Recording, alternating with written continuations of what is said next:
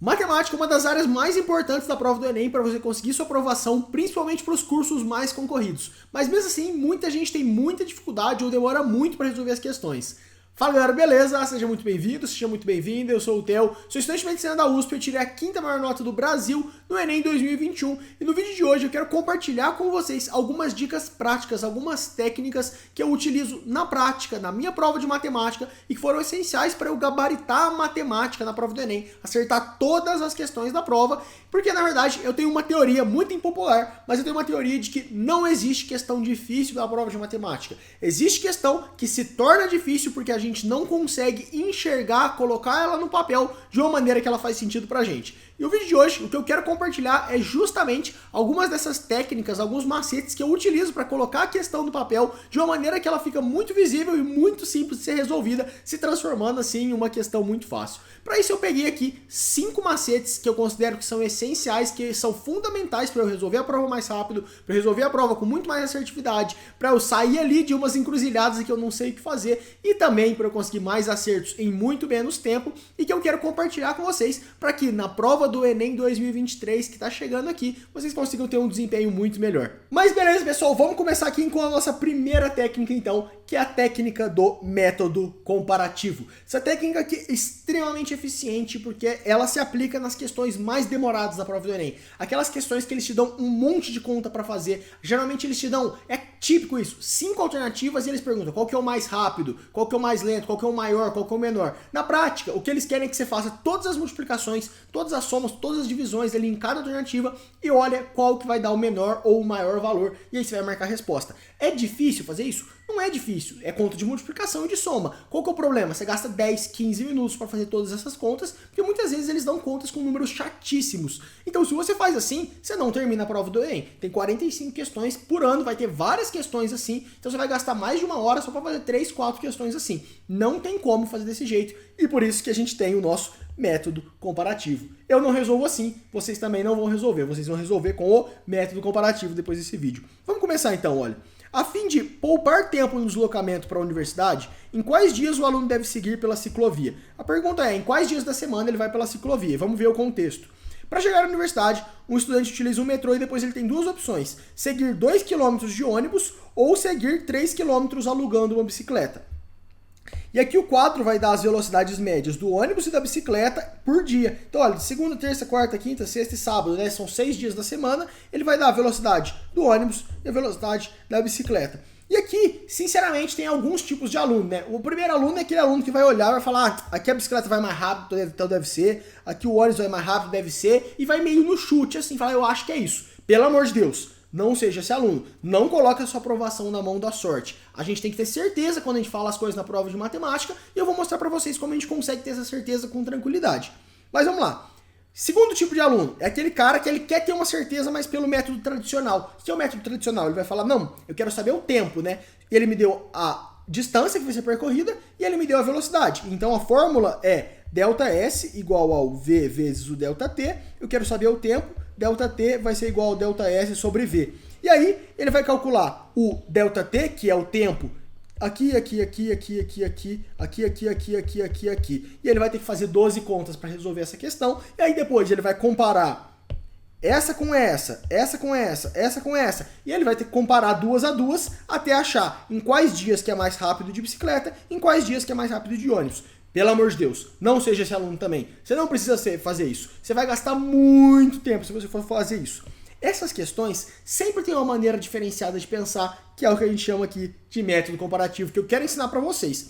Vocês percebem que, na verdade, eu não preciso calcular o tempo 1 mais o tempo 2 para saber qual que é mais rápido um com o outro. Eu posso simplesmente comparar, analisar entre os dados, analisar entre as alternativas a grandeza dos valores e eu comparando ali as duas grandezas eu consigo saber qual que é maior, qual que é menor, e assim eu vou eliminando sem ter que fazer todas as contas. Parece um pouco confuso, mas eu vou mostrar para vocês como que na prática isso aqui é muito simples. Por exemplo, o ônibus ele vai andar 2 km, isso aqui ele falou. A bicicleta ele vai andar 3 km, ele falou. Então tá, vocês concordam que a bicicleta ela vai andar 1 km a mais, então quer dizer, vai andar 50% a mais. De 2 para 3, a bicicleta vai andar 50% a mais. Agora, eu não quero saber quanto tempo a bicicleta vai demorar. Não me interessa, por incrível que pareça, não me interessa saber o tempo. Eu só quero saber se é mais rápido ou mais lento que o ônibus. Então, pode ser que o ônibus demore 100 e a bicicleta 99? Tá, pode ser. Pode ser que o ônibus demore 100 milhões e a bicicleta 1? Pode ser também. Não interessa o valor, eu só quero saber qual é mais rápido. E como eu consigo fazer essa conta de uma maneira muito simples, sem ter que ficar fazendo esse monte de coisa. Eu vi aqui, eu percebi aqui, igual eu falei pra vocês, que a bicicleta ela anda 50% a mais. Então vocês concordam que para ela chegar mais rápido, a velocidade dela tem que ser mais do que 50% a mais? Então quer dizer, tem que ser 51, 52, 53, 100% a mais? Não importa qual que é o valor a mais, mas ela tem que ser mais do que 50% a mais que a velocidade do ônibus. Porque assim, mesmo que o trajeto dela seja 50% a maior, a velocidade vai ser ainda maior e vai compensar. Então para isso, basta fazer uma conta aqui, olha. Velocidade do ônibus aqui é 9. Quanto que é 50% de 9? 4,5. Então, 9 com 4,5 seria 13,5.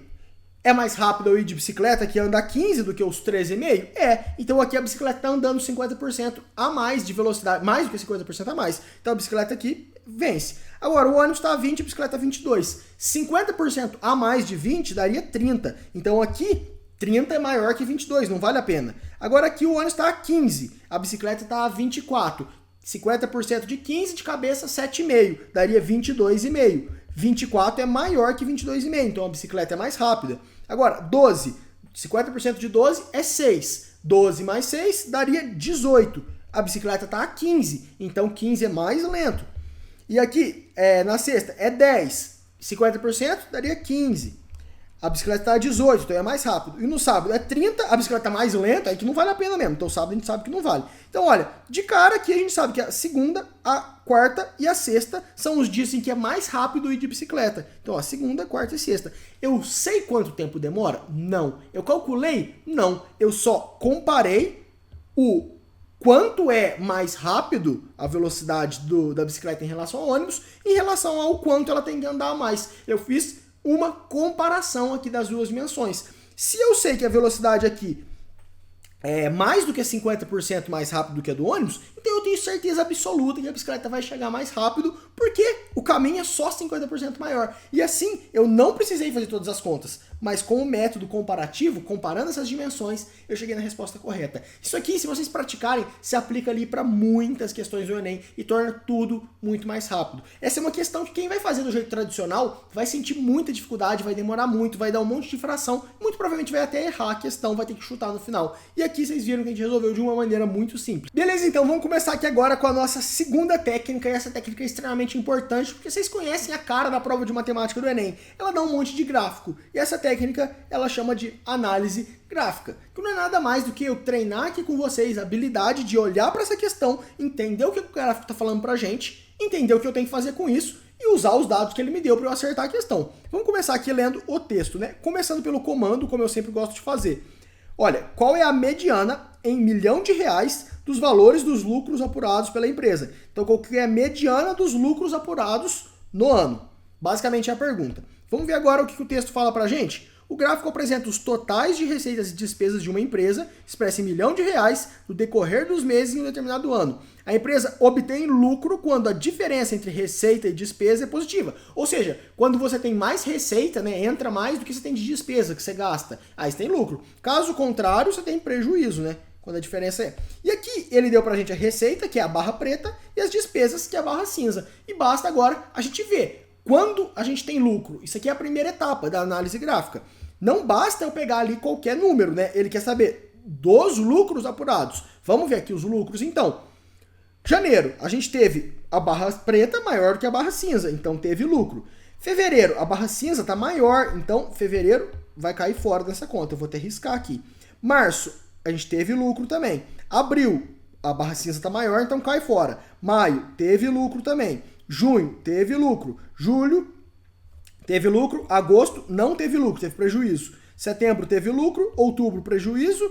Novembro, lucro. Dezembro, lucro. Então a gente tem aqui, ó, 1, 2, 3, 4, 5, 6, 7, 8 meses em que a gente teve lucro. Ele pergunta, mediana. O que é mediana? Mediana é o termo do meio de uma sequência. Quando a gente pegar e colocar do menor para o maior, o termo que estiver exatamente no meio é a mediana. Então quer dizer, 1, 2, 3, 4, 5, 6, 7, 8, do menor para o maior. Quais são os termos do meio? Aqui, como é número par, tem dois termos, né? Vai ser o 4 e o 5, vão ser os dois termos do meio. Aí a gente faz a média dos dois termos e vai dar a nossa mediana. Isso aqui é uma questãozinha modelo que sempre cai de mediana. Importante lembrar disso aqui também. Então vamos lá. Vamos ver agora quanto que foram esses lucros e a gente coloca eles em ordem para saber qual que é o termo do meio. Aqui, ó, aqui ele deu numerado, ó, 6, 5, 4. Então esse gráfico foi legal com a gente, ele já deu aqui de uma maneira bem simples para a gente ver. E que cada quadradinho desse aqui, né, cada espacinho desse corresponde a uma unidade. Então aqui, ó, a gente teve 3 unidades a mais, então o lucro foi de 3, vamos chamar de 3. Aqui teve uma unidade, então o lucro foi de 1. Aqui a gente teve 1, 2, 3, 4, 5 unidades, vamos chamar o lucro de 5. Aqui a gente teve 3, vamos chamar de 3. Então, aqui teve 2, aqui teve 4, aqui teve 1 e aqui teve 4 de novo. Como eu disse para vocês, a gente sabe agora quais são as 8 unidades de lucro. Para calcular a mediana, a gente coloca tudo em ordem e vê o termo do meio. Vamos lá, do menor para o maior. O que é o primeiro? Teve 1 aqui. Deixa eu colocar em azul para ir riscando. Teve 1 de novo, então coloca de novo. Depois o próximo é o 2 e depois o 3. E depois o 3 de novo. Então eu já vou escrever 2, o 3 e o 3. Aí depois 4, 4 e 5. 4, 4 e 5. Vou escrever também 4, 4 e 5. Quais são os termos do meio? Eu gosto sempre de fazer assim, ó. Vai cortando os extremos, ó. Vamos ver o que sobra. Sobrou 3 e 3. Qual que é o termo do meio entre 3 e 3? É o 3, né? Se for calcular a média, é o próprio 3. Então a resposta aqui, a alternativa D. Olha a pegadinha. Se você vê isso com pressa, você não faz essa análise gráfica, se você não presta atenção no enunciado, se você desconsidera o prejuízo e você calcula a mediana de todos esses, vai dar outra resposta, você vai marcar a alternativa errada. Eu tenho certeza absoluta, eu não fiz aqui a conta, mas vai dar uma dessas aqui que são um distrator. E você vai errar a questão tendo certeza que você acertou, simplesmente que você não prestou atenção na hora de ler e de fazer a análise gráfica. Então muito cuidado com essas questões, mais uma vez aqui prevenindo vocês das pegadinhas. Vamos lá então, começando com a nossa terceira técnica, e essa técnica aqui é muito boa, e eu não sei o que acontece com vocês, mas vocês têm medo de rabiscar a prova, de desenhar na prova, de escrever na prova. Então, o meu macete aqui chama desenhar e dividir, porque eu faço duas coisas em cada questão. Isso aqui eu aplico toda a questão e eu vou pensando. Eu desenho, porque assim fica muito mais fácil de eu entender do que ele está falando, e eu divido a questão em etapas. Então são duas coisas. Eu estou desenhando, e enquanto eu desenho primeiro a primeira etapa, depois a segunda etapa, depois a terceira etapa. Isso torna muito mais simples eu jogar no papel e eu ver o que eu tenho que fazer. Vamos lá de novo, mais uma vez, olha. O número mínimo de frascos de shampoo que deverão levar nessa viagem é, vamos ler aqui, ó. 2 amigas irão fazer um curso no exterior durante 60 dias. Elas vão usar um mesmo shampoo. Uma delas gasta um frasco a cada 10 dias e a outra gasta 20 dias para consumir esse mesmo frasco, com o mesmo volume. Elas combinam de usar conjuntamente, então quer dizer, elas vão usar o shampoo junto, né? Já que o shampoo é igual, para que cada um vai ficar usando um? Então elas vão usar o mesmo shampoo e aí elas vão levar a quantidade suficiente, né? Então, qual que é o número mínimo que elas têm que levar para dar para usar esse shampoo? E aqui, assim, como que é a primeira coisa que eu faria? De cara, desenhar. Ó, amiga 1, vou chamar ela de A1. Ela vai usar um frasco a cada 10 dias. Eu vou desenhar, porque isso aqui eu tenho que ficar visível para mim, eu tenho que ver o que eu estou fazendo. Amiga 2, ela vai usar um frasco a cada 20 dias.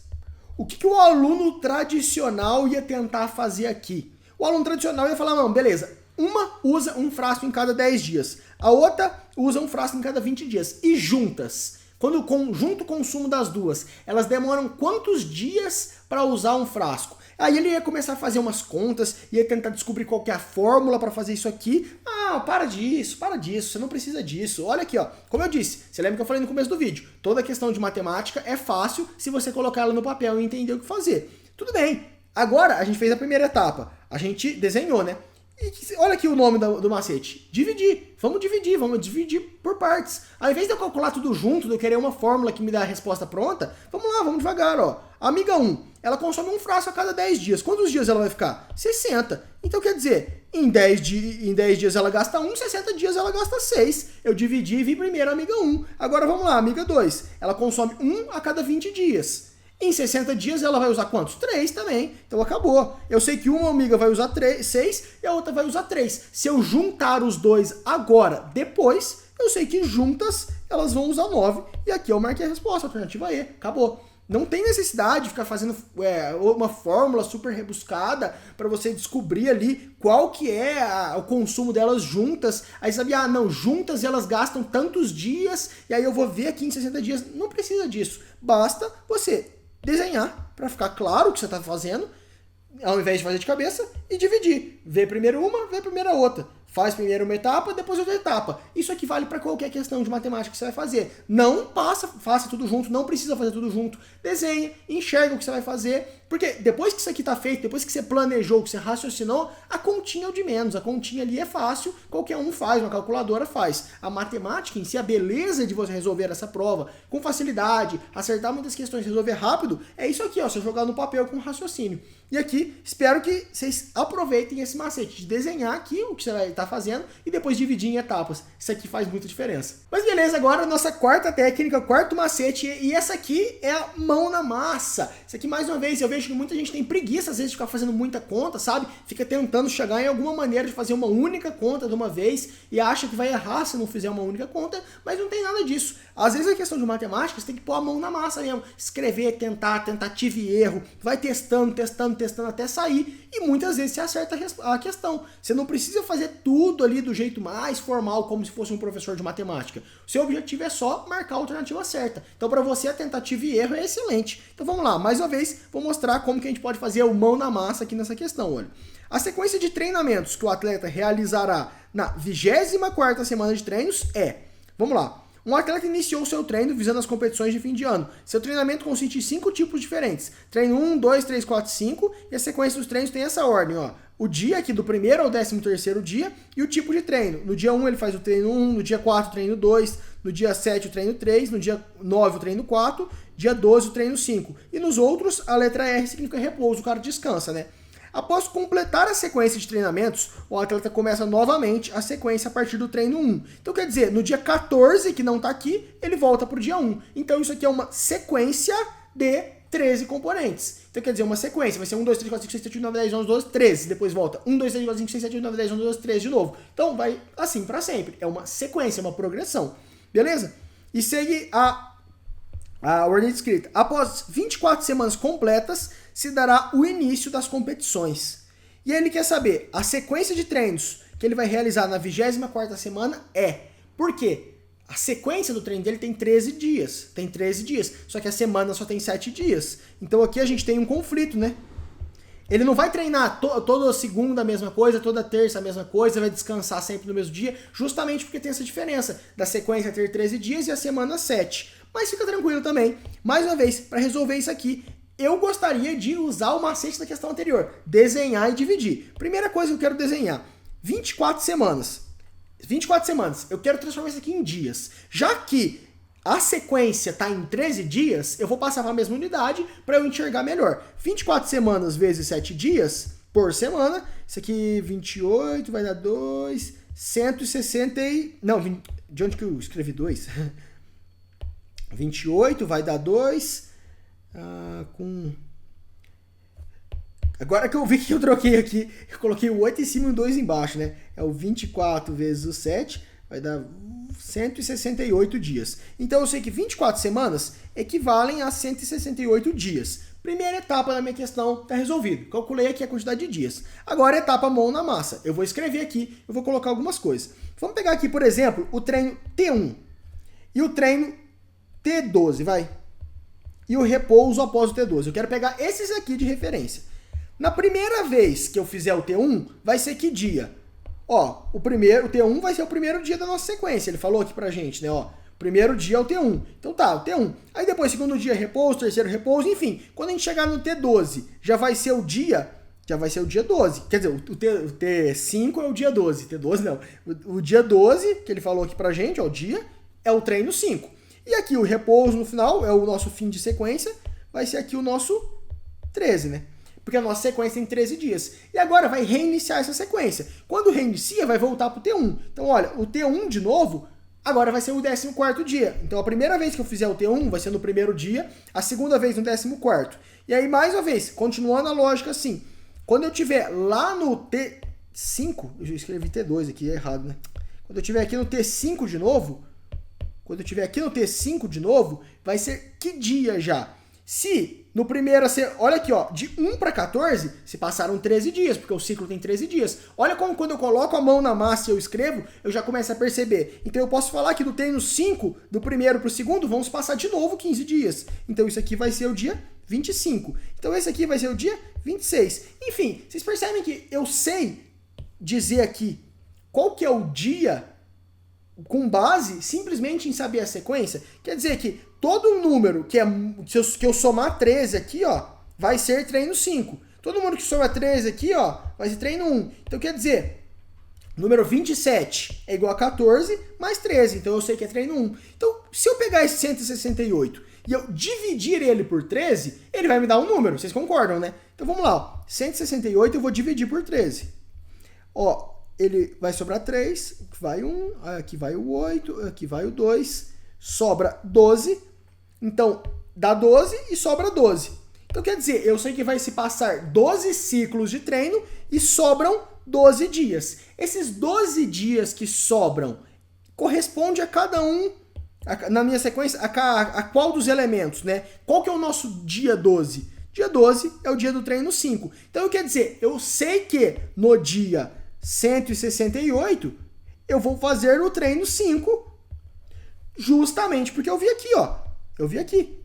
Então, quer dizer, no fim da minha 24ª semana, que eu calculei que são 168 dias, eu vou fazer o treino 5. Então, quer dizer, no último dia eu treino 5. No penúltimo vai ser o repouso. No antepenúltimo, repouso de novo. Antes, treino 4. Então, basta eu pegar aqui, ó, a alternativa que começa com treino 5 por último, e escolher ela, que eu sei aqui que a alternativa B é a única possível. Então, mais uma vez, só recapitulando. Primeira coisa, 24 semanas a gente transformou em dias, viraram 168 dias. Aí a gente escreveu essa sequência, a gente tentou enxergar a lógica. A gente falou, então quer dizer, sempre que eu tiver 1 mais um múltiplo de 13, vai ser treino 1. Treino 5, sempre que eu tiver 12 mais um múltiplo de 13, vai ser o treino 5. O último dia da sequência, que é o repouso, sempre que eu tiver o 13 mais um múltiplo de 13, vai ser o 26, vai ser esse repouso aqui. Então o 168 ele tá em qual dessas famílias, né? Quando eu divido ele por 13, ele vai estar onde? Ele deu o resto 12, então ele entra justamente aqui, ó, no treino 5. Então eu vi que o dia 168 é o treino 5, só que eu sabia que o dia 168 significava o fim das 24 semanas, que era a última semana de treino. Então eu só marquei aqui que o último dia de treino seria o dia 5. Então, mais uma vez, questão fácil, não, questão confusa, você precisa ali de fazer vários raciocínios, jogar isso aqui no papel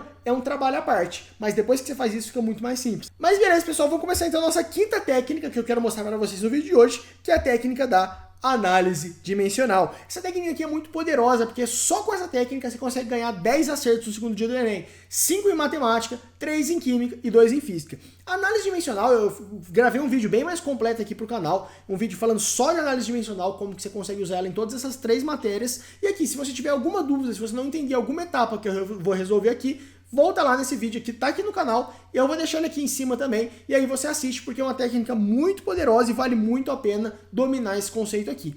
Mas beleza, agora trazendo aqui para a prática, como que a gente vai usar esse macete da análise dimensional para lidar com os dados que o texto de matemática traz pra gente, né? Vamos lá, o que o texto pergunta pra gente aqui como comando? A quantidade de inseticida que é liberada a cada acionamento do borrifador em ml é... Quando eu falo da análise dimensional, eu sempre falo que a gente tem que identificar duas coisas fundamentais que você precisa para resolver. Primeiro, é o X, que é o que ele está te pedindo. O que é o X da questão aqui? É o que ele quer saber. Ele quer saber quantidade de inseticida em ml. Então aqui, ó, X ml. E depois, a segunda coisa que a gente tem que identificar, que geralmente ele dá junto, em conjuntinho aqui, é o ponto de partida, que é a cada acionamento. Então eu quero saber XML em uma situação. Essa situação é um acionamento do borrifador. Então o nosso ponto de partida aqui é um acionamento. A gente identificado essas duas coisas, o texto vai trazer para a gente todas as relações de conversão de uma unidade para outra, para a gente relacionar essas duas coisas. E assim, você não precisa saber fórmula nenhuma, você não precisa de mais nada, mas você acerta a questão. Olha, eu vou montar aqui, a estrutura na análise dimensional é sempre começar com o x, que é o nosso ml, separar ele pela igualdade e depois colocar o nosso ponto de partida, que a gente achou que era um acionamento, né? Um acionamento. Beleza, eu vou continuar aqui embaixo, só aqui pelo espaço, mas o que eu sei que relaciona acionamento com ML? Diretamente é o que ele está perguntando, obviamente eu não vou saber uma relação direta, né? Só que eu sei que tem um acionamento, e aqui eu vou ver no texto, que o borrifador ele é automático e que ele libera um acionamento de uma mesma quantidade, sempre com uma periodicidade, né? E que no total tem 360 ml, que duram 60 dias, se o borrifador permanecer ligado e for acionado a cada 48 minutos. Então eu sei que tem um acionamento que vai ocorrer a cada 48 minutos. Então eu quero cortar esse acionamento e para isso eu vou colocar uma relação matemática em que eu posso cortar. Que eu posso falar que eu tenho um acionamento a cada 48 minutos. E aqui, olha, eu tenho um acionamento que estava multiplicando. E aí eu vou ter outro acionamento agora dividindo. Multiplicação com divisão, eles vão se anular. E agora eu tenho minutos. Só que minutos estão relacionados diretamente com ml? Não. Só que o que ele me deu de dados? Eu sei que dura 60 dias. Então, eu vou ter que transformar esse meu minuto em 60 dias. Na verdade, eu vou cortar ele com 60 dias, né? Mas então eu tenho que transformar minuto em dia. Eu sei que eu tenho 60 minutos em 1 hora. Eu sei que eu tenho 24 horas em um dia. Então agora eu passei isso aqui para dia. Beleza? Então eu posso cortar minuto com minuto. Eu posso cortar hora com hora, porque está sempre multiplicando e dividindo. Sempre é isso. O princípio é você cortar o que está multiplicando com o que está dividindo. Sobrou aqui dia. Vou passar mais uma vez para baixo. Ele me falou que ele dura 60 dias e ele consome os 360 ml em 60 dias. Então quer dizer, os 360 ml que cabem no borrifador, ele consome isso em 60 dias. Então agora eu vou cortar por fim o dia com dia e eu cheguei em ml. Então, o que eu fiz aqui? É como se eu estivesse fazendo várias regras de 3. Só que eu fiz isso de uma maneira ordenada, colocando várias multiplicações de razões, de modo que eu pudesse cortar o de cima com o de baixo, para sobrar sempre o mesmo valor aqui, que é o valor do x. Então, agora é só a gente fazer as multiplicações, né? 1 vezes 48, dividido por 1, né? Vezes 1 dividido por 60, vezes 1 dividido por 24, vezes 360 dividido por 60. Só simplificando essa continha aqui, vai dar aproximadamente 2 dividido por 60 vezes 6. Isso aqui vai dar 0,2 ml, sempre lembrando da unidade. Então a resposta aqui, resposta B. E a gente terminou a questão. Mais uma vez, aqui eu quis trazer mais aplicação em matemática, só que se você teve alguma dúvida, se você ainda não aprendeu a fazer análise dimensional, assiste o vídeo completo, é um vídeo ali de quase 20 minutos, em que eu ensino o passo a passo para vocês fazerem isso aqui com segurança e conseguir montar na hora da prova. Vou deixar esse vídeo aqui em cima.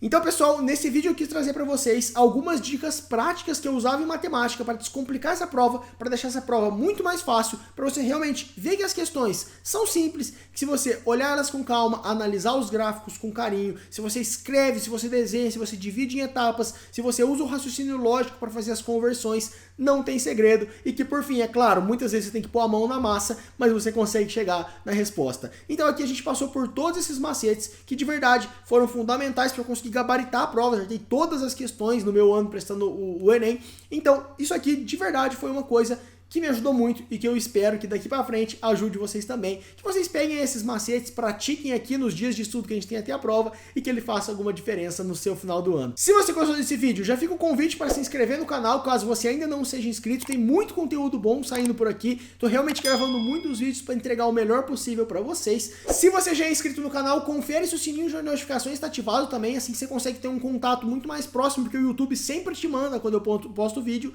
se não fica dependendo ali de aparecer no seu feed, senão às vezes você acaba perdendo um vídeo ou outro, você perde uma dica importante que poderia ali te dar alguns acertos a mais na sua prova. E claro, se você quer ter um contato ainda mais próximo comigo, me segue no Instagram, OLastroOficial, lá tem muito mais dicas, porque eu posto diariamente, então você consegue ter ali ainda mais conteúdo todos os dias. Até a próxima, bom Enem!